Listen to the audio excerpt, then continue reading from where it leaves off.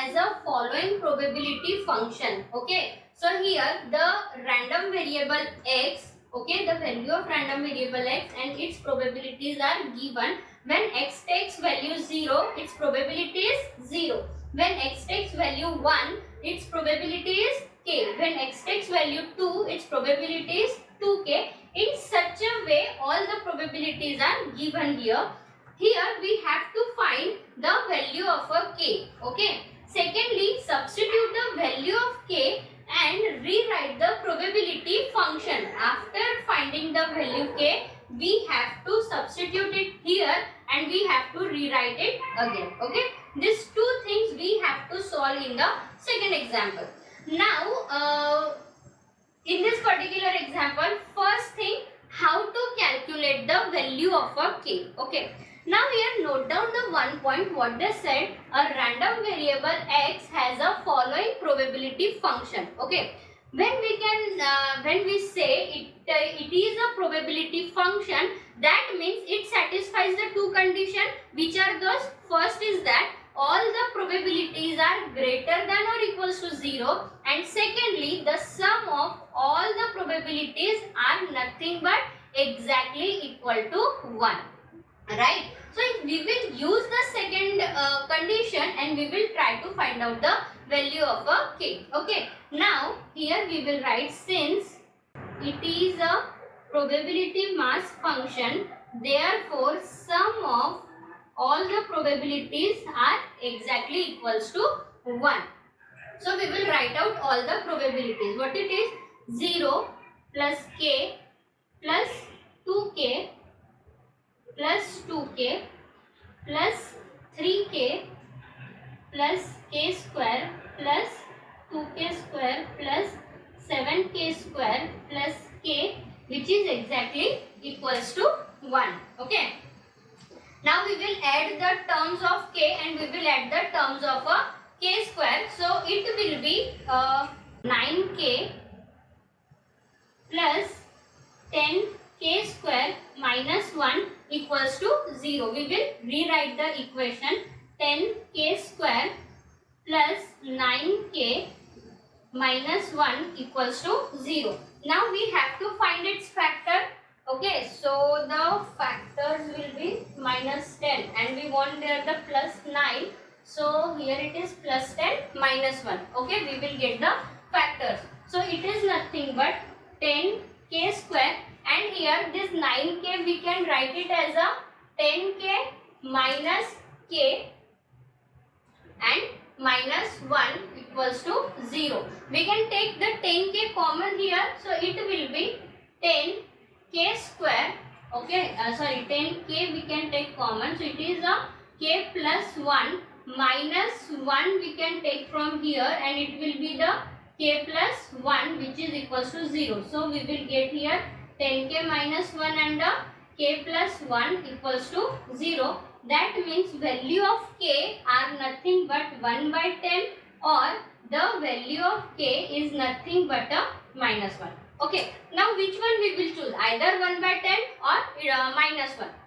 So see, if you will take the value of a k as a minus 1 and you will substitute here, so what you will get, the probability of value 1 will be the minus 1. Okay, and is it will it be okay? Will our condition satisfy that all the probabilities should be greater than or equals to 0? No, it will not satisfy, and therefore we will not take the value of k equals to minus 1. Then what we will take, the value of a k equals to 1 by 10. This we will take. Okay.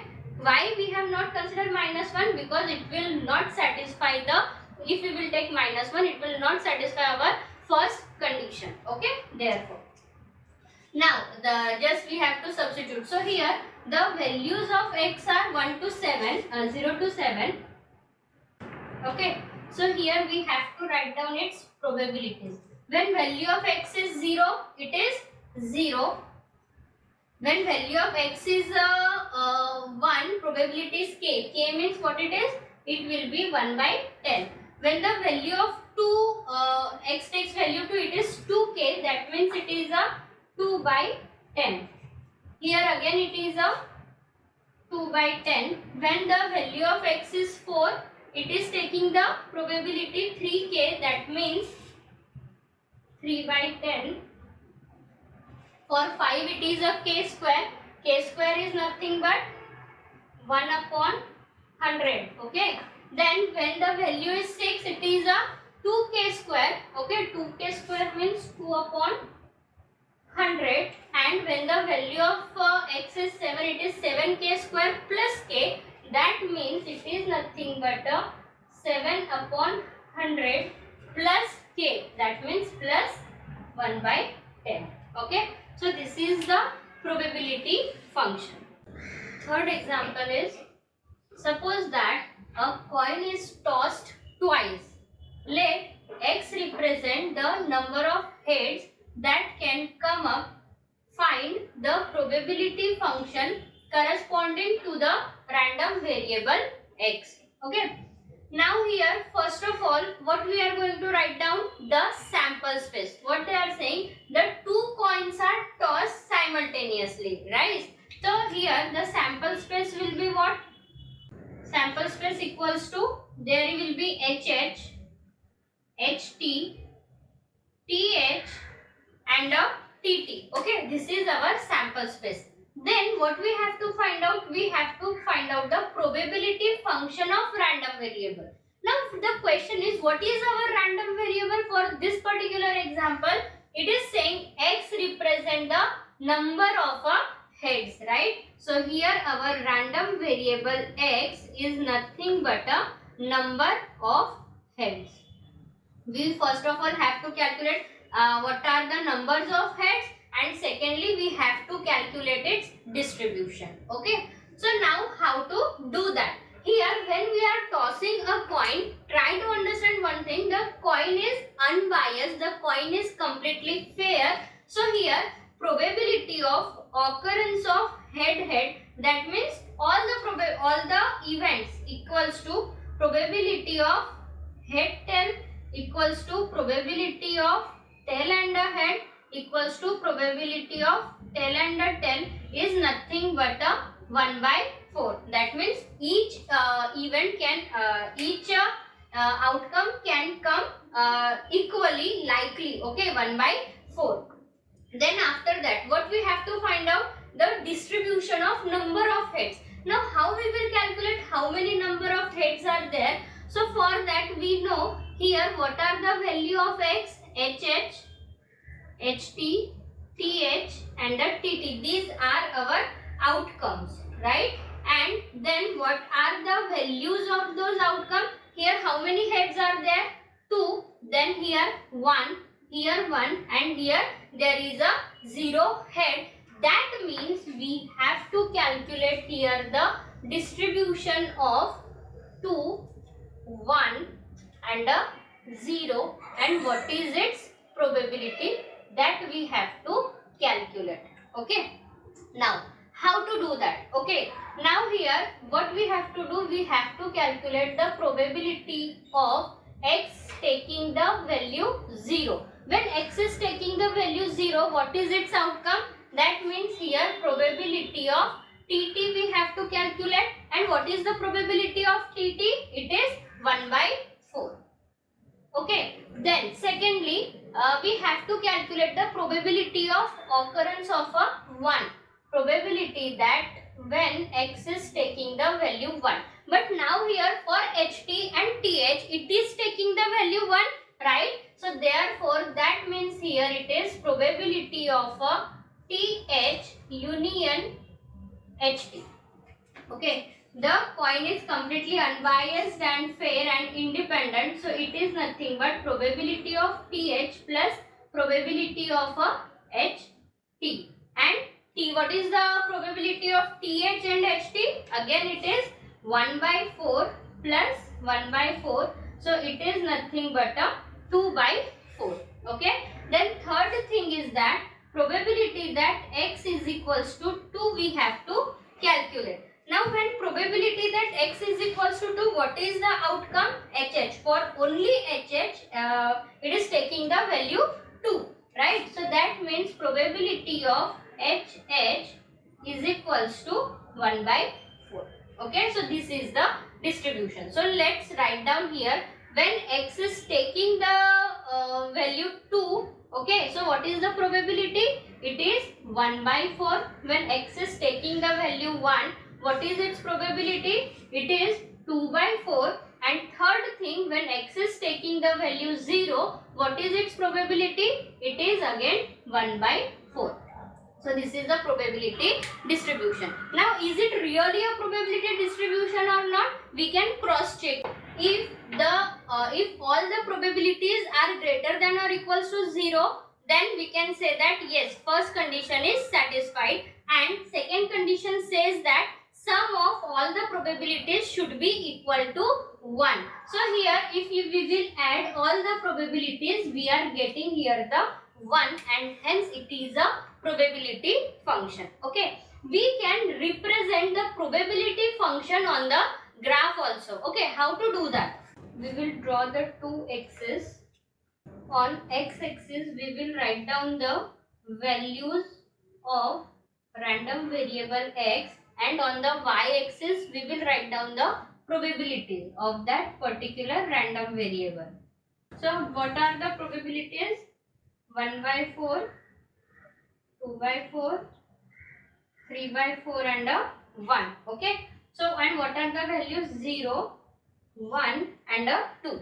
When random variable x is taking the value 0, what is its probability? It is a 1 by 4. Okay. Then when the random variable x is taking the value 1, what is its probability? It is a 2 by 4. And when random variable x is taking the value 2, again its probability is 1 by 4. Okay, so this is how we can represent the probability distribution on the graph. Fourth example, suppose that a pair of a fair dice are tossed and let random variable x denote the sum of points. Obtain the probability distribution of x and draw its graph. Okay, now here also we have to find the probability distribution. So first of all, what we will do, we will write down all the sample space. Okay, so here when the two dice are tossed, so at that time what will be our sample space? For each die there will be an outcome from 1 to 6. Okay, and as two dice are tossed, so on both the dice the outcome will be 1 to 6, and here we have written the sample space. Here for the combination 1 and 1, it is 1 1, then 2 1, okay, 1 2, okay, and so on we have written it. That means n number of sample spaces, how much? Total number of outcome is nothing but 36. Okay, then second thing what we do is we try to find out what is our random variable x, and in this particular example what is the random variable x? The sum of all the points. Okay, so x is equals to sum of points. So when we are taking the sum of points, so which is the minimum sum? Because see, the smallest outcome is 1 1, and if you will add, the sum will start from 1 plus 1, it is a 2. Okay, then for the next outcome, for the next combination, how much will be the sum? 2 1 and 1 2. So the total is nothing but a 3. Okay, then next is a 4. So for that the outcomes are 1 3, 2 2 and a 3 1. So for all the 3 outcomes the total is 4 and so on, right? So now here we will write down the x values and its probabilities, right? So what is the x when the sum is 2? At that time what is the probability? How many times the total 2 is occurring? When the outcome is 1 and a 1. For any other outcome, can the sum be 2? No. For no other outcome, sum can be a 2, right? So therefore its probability is 1 by 36. Okay, then next total is how much? 3. So when we are writing for it for a 3, so 2, how many combinations we have? 2 1 and a 1 2. That means 2 outcomes. So the probability is 2 by 36. When the sum is 4, So here 1, 3, 2, 2 and a 3, 1. For these 3 different outcomes, the sum is 4, right? So here it is 3 by 36. Then next sum, x is a 5. Total is a 5. So when the sum is 5, which outcomes are there? 1, 4 is 5. 2 plus 3, 5. 3 plus 2 and a 4 plus 1. So total 4 outcomes are there. So it will be a 4 by 36. Then the sum is 6.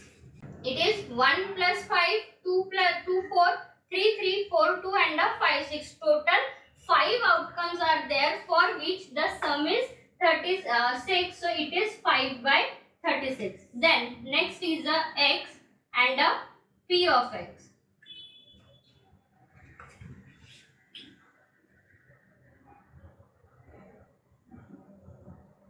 Sum is a 7. Okay, so here for this all the outcomes the sum is 7 and here there are 6 outcomes. So it will be 6 by 36 when the total is 8.